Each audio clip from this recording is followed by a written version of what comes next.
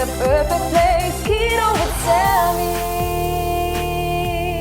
Keto with Sammy.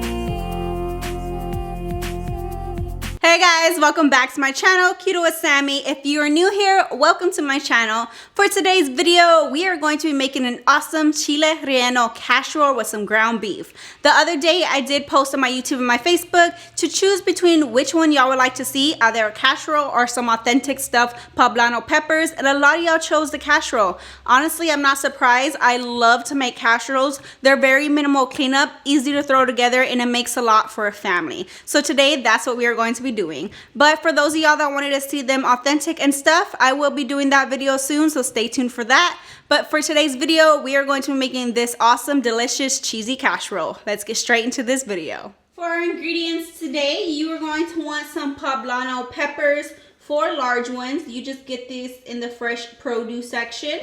You are going to want 1 pound of ground beef, 1 medium onion chopped, some minced garlic, 5 large eggs, and for our seasonings, we have some ground comino, salt, pepper, and some crushed red peppers. You're going to want some heavy whipping cream, or you could use half and half. For our cheeses, we have some Monterey Jack cheese. We're mostly going to be using this one, so I have two blocks. You're probably going to want about 1.5, and we are going to shred these. You're going to want some pepper jack cheese, sharp cheddar cheese, and right here we have some xanthan gum for thickening. So first step we are going to start doing is roasting these poblano peppers. We're going to do this over the fire. You want to get them nice and charred, and it's going to be nice and blistery and bubbly, and it may take a few minutes. As soon as you're done roasting each one, you want to get a plastic bag, and you are going to put them in there while they're hot, and it is going to sweat them, and the skin will fall right off when it's done. So you can either just use a gallon bag like I am, or you know, a H-E-B bag, a plastic bag, whatever you want. I'm just going to turn on my fire. Now, if you are using electric, it might be a little bit harder to do this. You might have to do it over like a pan, a comal, something like that.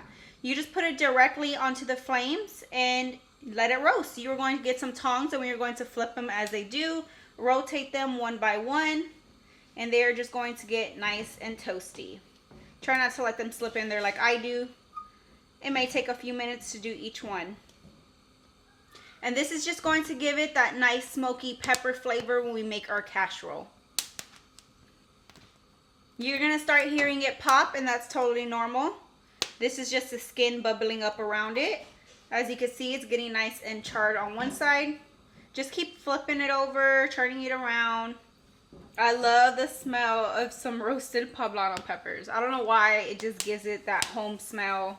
It just smells really good. I love the smell of just any peppers roasting. It smells like you about to have a good meal.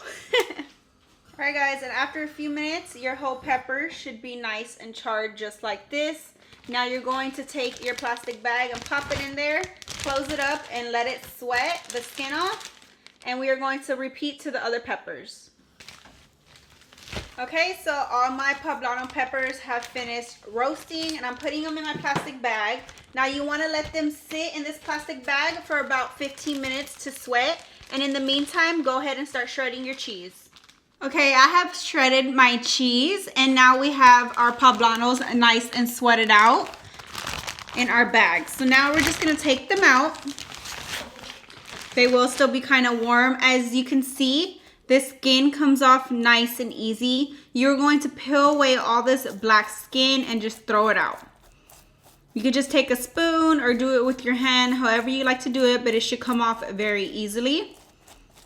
Roasting the poblano peppers is probably the only part that's going to take a little bit longer, but everything else is very easy to do. It's just a nice throw together casserole. But don't skip the step on roasting them. It really does make a difference. Okay, once you have the majority of the skin off, now you can rinse these when we're done just to get any excess off, and then you can pat them dry. But you're going to take a knife and split it down the middle, open it up. You're going to want to take this end off as well, this hard piece where the stem goes.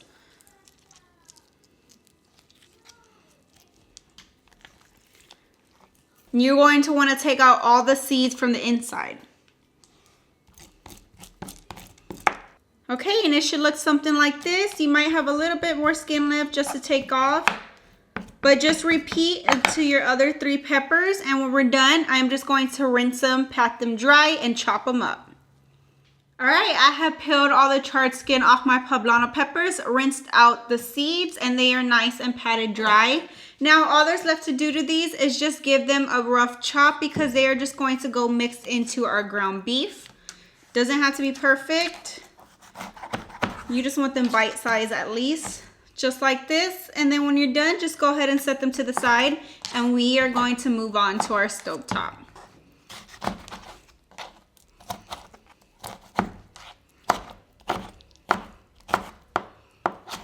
Alright, we have chopped our poblano peppers. Now we're on to our stovetop. We have a pan right here. We're going to light on a medium-high heat. And into your pan, you want to drop about a tablespoon of some olive oil in, or some avocado oil. And we are going to let this heat through.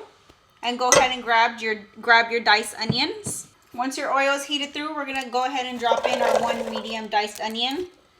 And we are going to let this cook through until your onions are translucent and nice and tender. Once your onion has cooked down to your onion, you want to go ahead and add 2 tablespoons of your minced garlic. And then let this cook for just a few seconds.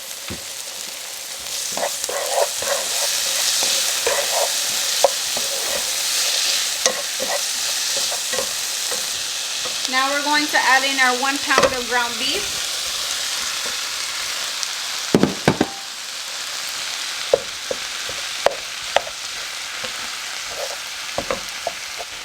Go ahead and get it all nice and broken apart. We are going to start seasoning. You're going to want to season with some salt to taste, some black pepper,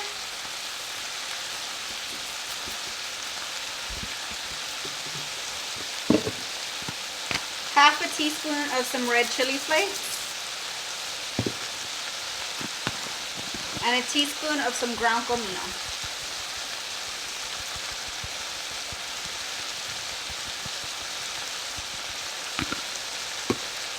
Now you just want to cook it until your meat is thoroughly cooked through.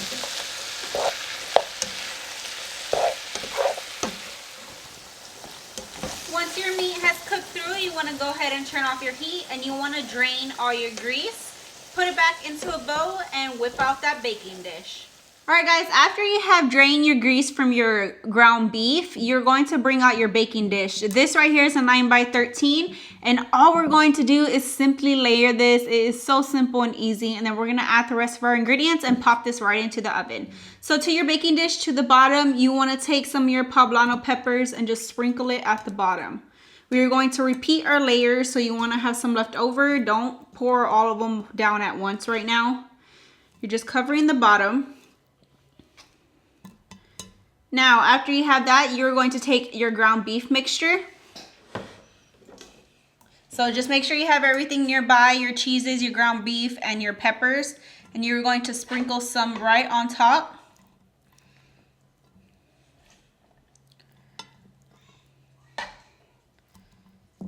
Just like that. Then you're going to take, we have our Monterey Jack cheese shredded. You're going to pour that on there. Going to get all of our cheesy layers onto here. We have our pepper jack cheese shredded already.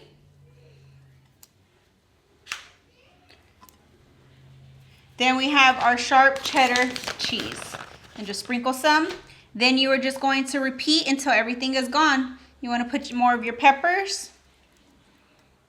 You want to go ahead and get more of your ground beef mixture. The last layer is going to be cheese, so that's what you want your last layer for. More of our cheeses. I'm going to go ahead and do everything into 3 layers. So I have my last ground beef layer going on with my peppers. And our last layer of cheeses. Got our Monterey Jack.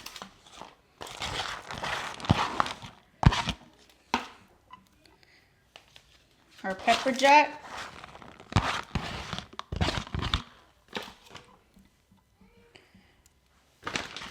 And the rest of our sharp cheddar cheese.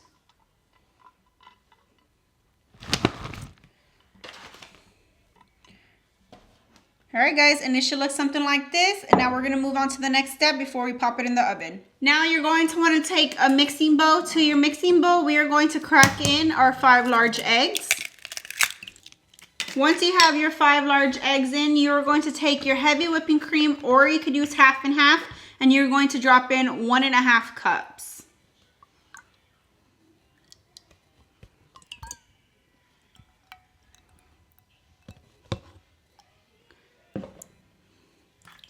Our last ingredient is our thickener. You're going to add 1 teaspoon of xanthan gum.